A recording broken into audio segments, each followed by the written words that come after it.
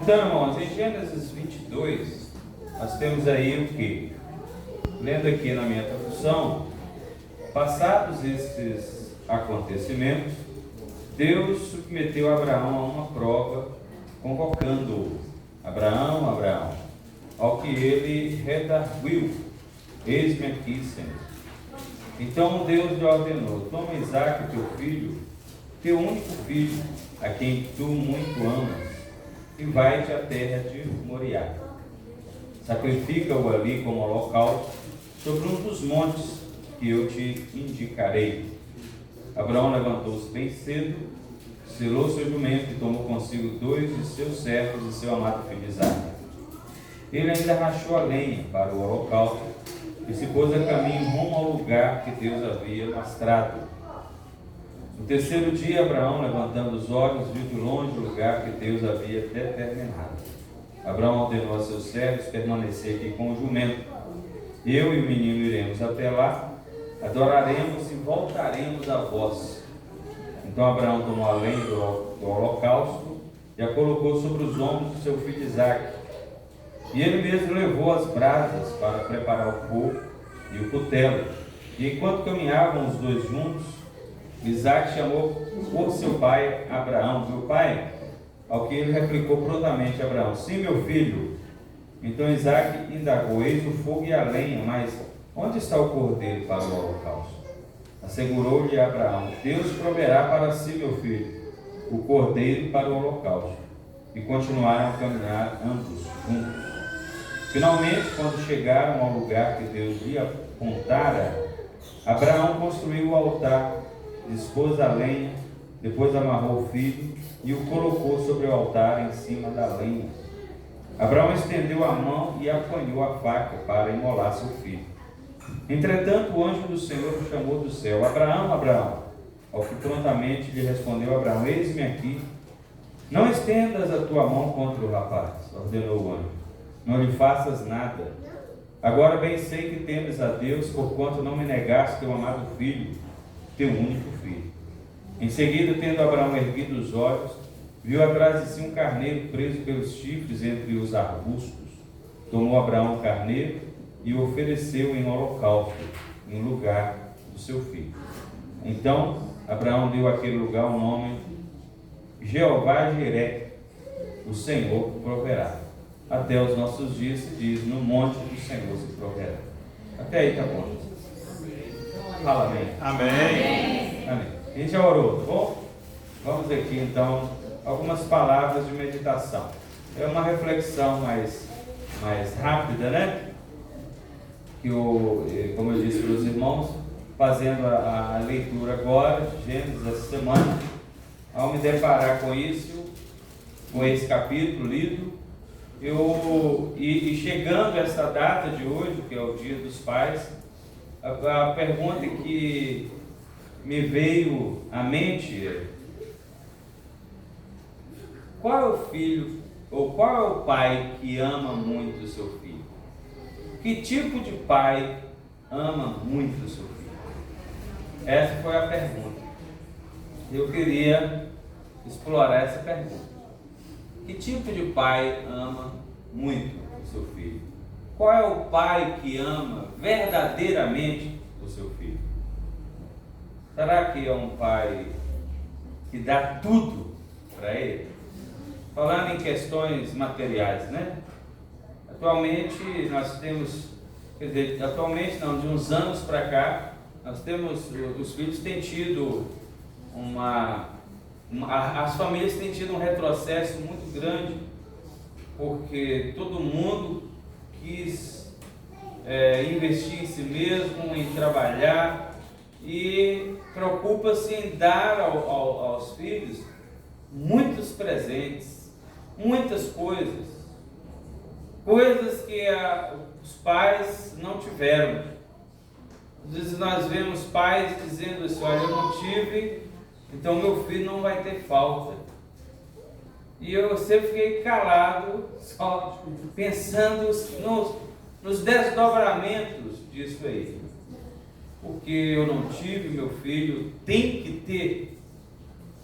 Eu fico pensando nisso. Então são pais que se preocupam muito com os presentes, mas não dão valor à presença. Há poucos dias, né, foi no aniversário do meu irmão, a igreja foi convidada para ir lá no Nova Pampulha, e acabamos entrando num assunto em que o livro dos Provérbios 22:6, né, ensina a criança onde? No caminho. Irmãos, presta atenção. Não está escrito lá, ensina a criança o caminho. Ensina a criança no caminho. Você, pai e mãe, tem que estar com ele. Ensinar o caminho não é ruim. É bom, é certo, é até normal. Mas a Bíblia, a promessa dos provérbios é que, desse provérbio, é que se você ensinar a criança no caminho em que ela deve andar, ela nunca vai se desviar dele. Okay? Se você estiver com ela no caminho, por que a gente tem que fazer essa observação? Porque também não está pouco os pais que falam: eu quero que os meus filhos cresçam na igreja. Não é pouca gente que fala isso, mas eles se eximem desse dever, dessa obrigação, né? Eles se eximem, eles esquecem essa palavrinha de 2 letras, né? Instrui a criança no caminho. Você vai com ela, você esteja com ela. E esse é um dever, não é para a criança, esse dever é para nós, os pais. Esse dever é para nós que temos a nossa prole e queremos que ela fique na presença do Senhor. Então, é claro que um ou outro vai acabar se desviando, né? Isso pode acontecer. Toda regra tem exceção. Mas há uma promessa que diz que se você ensinar no caminho, né, coloca assim entre parênteses, pode até acontecer se desviar por um tempo, mas ele vai voltar. Porque a promessa é essa: ensina no caminho e quando ele crescer ele não se desviará dele. E a gente tem que crer no que a palavra de Deus diz. Então, qual o tipo de pai que ama profundamente e verdadeiramente o seu filho? Então nós temos aí vários tipos de pai. Eu dei aqui um exemplo desse primeiro, que acha que tem que encher de presentes, né, ou para compensar, né, um passado, como eu falei, que ele não teve, ou para compensar a sua ausência, né? Isso aí também acontece. E nós temos outros tipos de pais também, que amar os seus filhos, para eles, profundamente, muito, passar a mão nos erros dele. Não é? Temos vários tipos de pai, esse aí é um outro. Se o filho faz alguma coisa, nós temos exemplos bíblicos assim, de grandes homens de Deus que você fica boquiaberto. E o que me veio à mente aqui, a memória, os irmãos até sabem o que é: o grande guerreiro Davi. Grande guerreiro, guerreiro diante do Senhor, guerreiro diante das fileiras dos exércitos de Israel, guerreiro diante do povo, da sociedade israelita, da nação israelita, mas um péssimo pai. E há um versículo específico que diz que o seu determinado filho, acho que é Absalão, né? Quando fazia alguma coisa, Davi nunca lhe chamou a atenção, nem mal e nem bem, está escrito lá. E nós vemos que nós conhecemos a história dos filhos de Davi. Não é uma história bonita. Teve incesto, teve assassinato entre os filhos, né? Teve subiu a cama do seu pai, né? Vamos dizer assim. Estou parafraseando, porque Absalão monta um palco na praça da cidade e se deita com as concubinas do seu pai, né? As mulheres do seu pai, perante todo Israel, profanando, desonrando e humilhando o seu pai. Então esse era o filho que Davi criou, né? Um deles. Então você está vendo aí, passar a mão nos erros, em cima dos erros, passar a mão na cabeça. É claro que nós precisamos defender os nossos filhos perante todos, mas chegar em casa a coisa muda de figura, né? Eu me lembro disso porque eu tenho um tio e ele falou que ele achava que a mãe dele não gostava dele, minha avó no caso. Ele achava assim, ele era muito novo, ele era o mais novo, né, da primeira família. Ele falou comigo há poucos tempos, né? E aí teve um dia que a mãe dele estava com ele, conversando com a vizinha, e a vizinha falou para ela assim: olha, eu aceito que você vá na minha casa, mas não o seu filho. E aí ela ficou, a minha avó no caso, ficou irada com isso, porque ele era uma criança, se não me engano, tinha uns 7 anos, e ela não gostou que a vizinha falou isso. E ela se indignou, eu não me lembro assim, não sei se chegou a brigar, né? Com a vizinha, mas ela se indignou. E o meu tio percebeu essa indignação e ele falou assim: eu fiquei até satisfeito, que eu achava que a minha mãe não gostava de mim. Entendeu? E aí,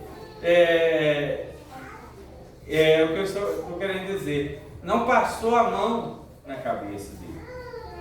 E o filho tem que saber também, você não pode deixar de disciplinar, mas ao mesmo tempo você não pode disciplinar de uma maneira que o filho pense que você não ama. Você não ama. Porque isso também acontece.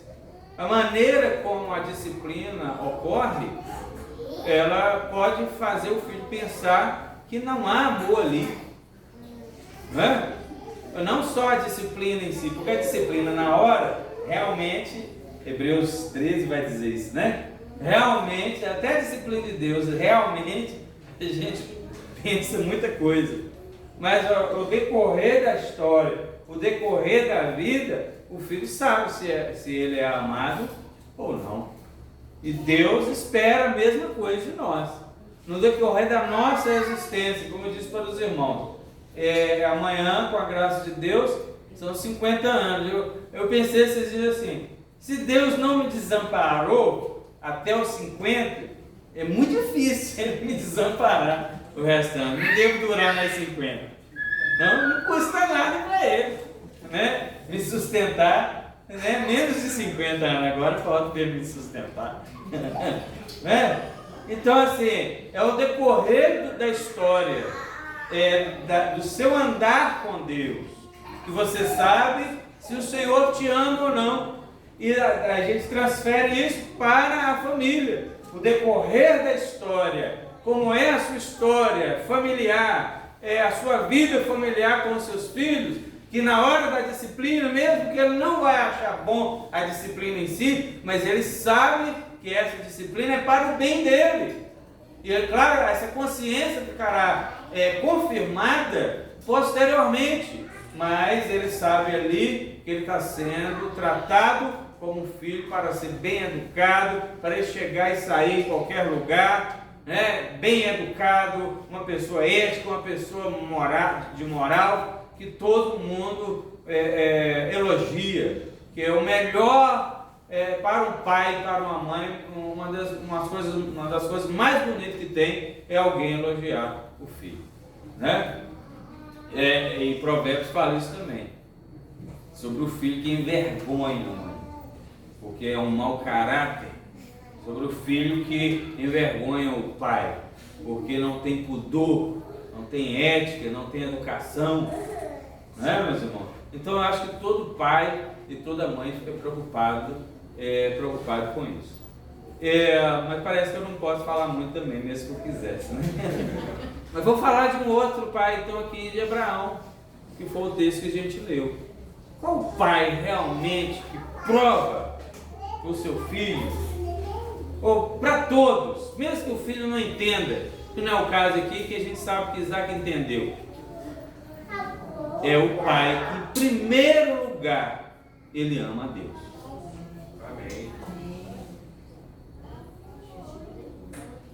O filho tem que saber Todo mundo tem que saber que o nosso maior amor deve ser ao Senhor. Amém. E nós não podemos abrir mão disso.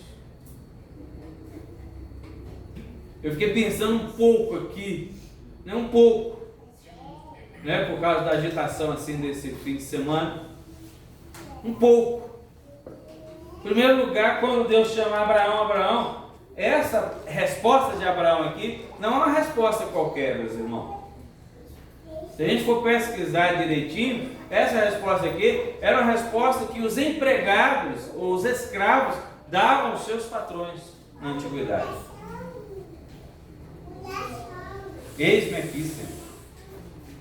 Os escravos respondiam assim aos seus senhores. Os escravos de Abraão respondiam assim para ele: eis-me aqui, Senhor. Essa é a primeira coisa. Nesse homem que ama a Deus, essa pessoa que ama a Deus, esse pai que ama a Deus, ele é escravo de Deus, ele é filho, mas ele é servo também. E a resposta deve ser essa: eis-me aqui, Senhor. Eu estou aqui para te buscar, estou aqui para saber o que o Senhor quer. E Deus fala: toma Isaac, teu filho, teu único filho. Claro que não era o único, mas era o único desse tipo, era o da promessa. Era o único da promessa. Você ama muito, vai à terra de Moriá e sacrifica ali como holocausto sobre um dos montes que eu te indicarei. Aí já pensou? Abraão vai lá e fala isso com Sara. Falou? Não. Tem nada escrito aqui. Abraão falou: eu vou pensar, Senhor. Ele já tinha falado eis-me aqui, ué.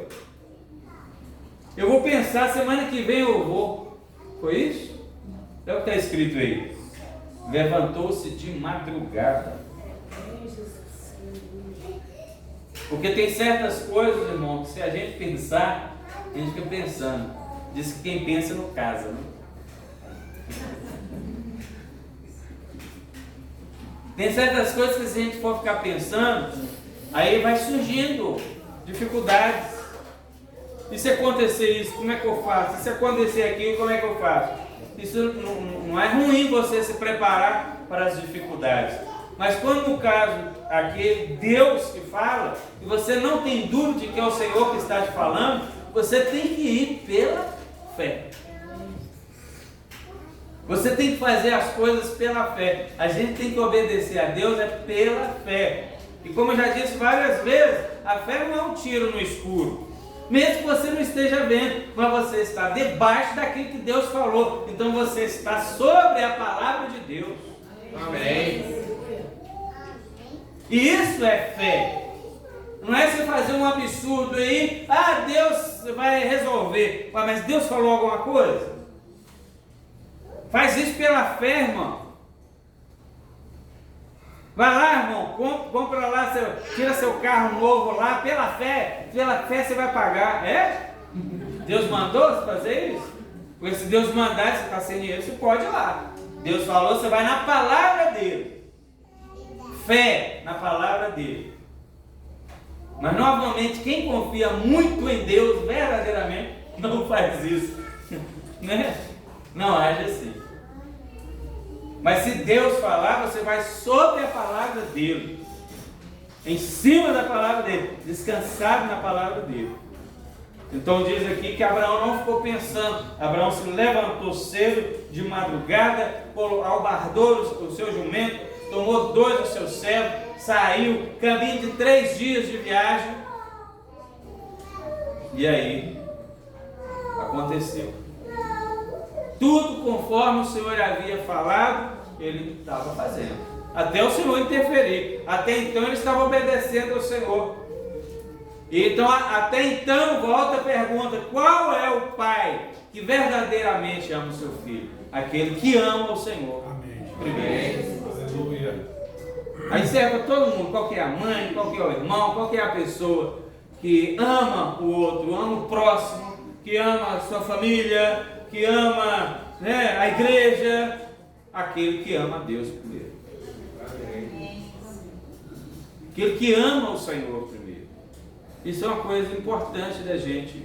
Porque a gente colocar, porque se a gente não amar a Deus em primeiro, a gente não tem condições de demonstrar o amor direito pelos outros.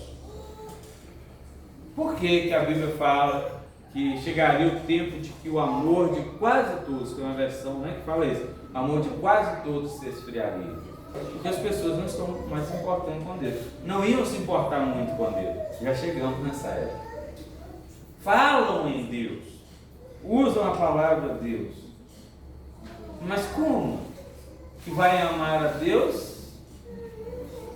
Uma pessoa que ama verdadeiramente a Deus, ela não age da forma que estamos vendo as ações aí no mundo.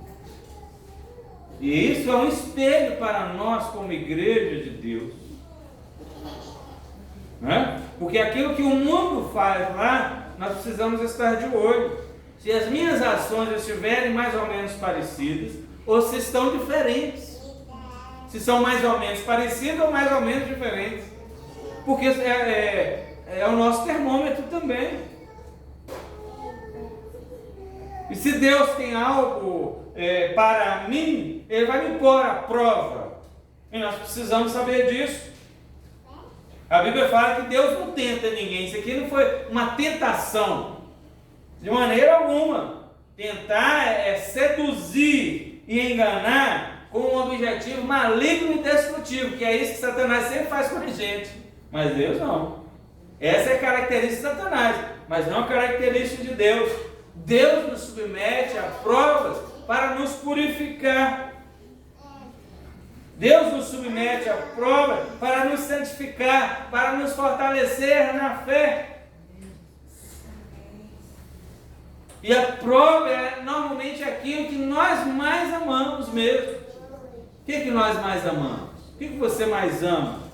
Normalmente é a família.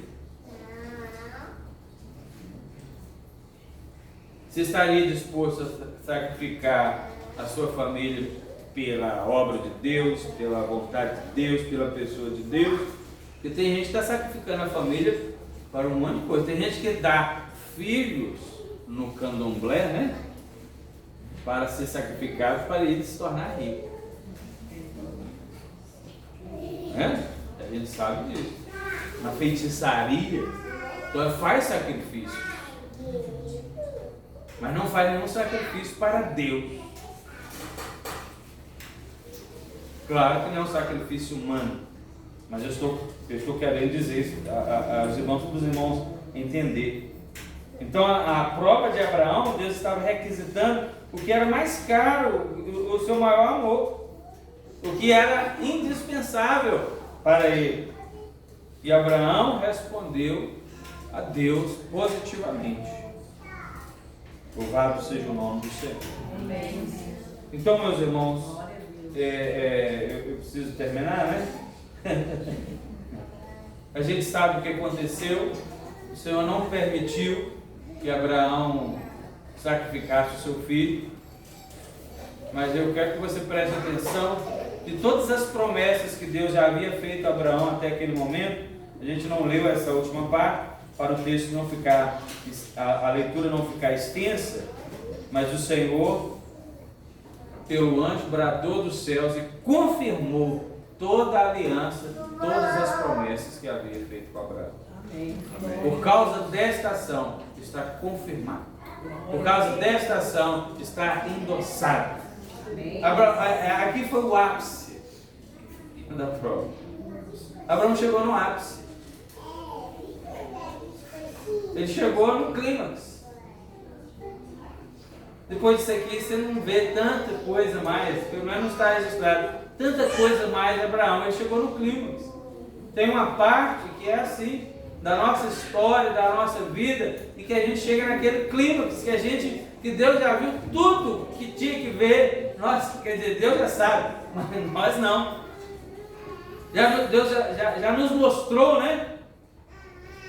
Mostrou a nós mesmos o que tinha que ser, e você está disposto a qualquer coisa por Ele, então Ele só endossa as bênçãos, endossa as promessas, e ela vem para você. A sua vida fica mais vamos dizer assim, no light, né? No modo de dizer, mas não para você se desviar. Chega num ponto que já está resolvido a questão. Você é de Deus, pronto, acabou, e Deus é seu. Eu sou o Senhor vosso Deus, e vós sereis meu povo, e eu serei o vosso Deus. Amém? Então qual que é o melhor pai? É o pai que ama o Senhor. Amém?